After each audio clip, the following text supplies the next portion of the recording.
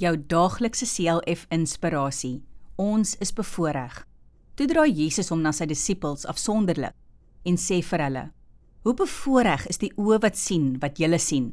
Lukas 10 vers 23. Terwyl hulle so saam was, het Jesus vir sy disippels gesê, hoe gelukkig hulle is met alles wat hulle van hom hoor. Dieselfde geld vir alles wat hulle hom sien doen. Dit was 'n groot voorreg. Omdat jy nou na hierdie stukkie leesstof luister, beteken dit dat jy vir Jesus ken. Ons wat van God en sy koninkryk weet, besef nie altyd hoe goed die Here vir ons is nie. Daar is duisende mense op aarde wat nog nooit van God gehoor het nie. Hulle bly in lande waar God se boodskap nog nie gebring is nie. Die arme mense wat nog nie van God se liefde gehoor het nie, is verlore. Onthou om elke dag vir God dankie te sê, dat jy die kans gekry het om sy boodskap te hoor. Kom ons bid saam. Liefdevolle Vader, gee tog dat alle mense op aarde u boodskap mag hoor. Amen.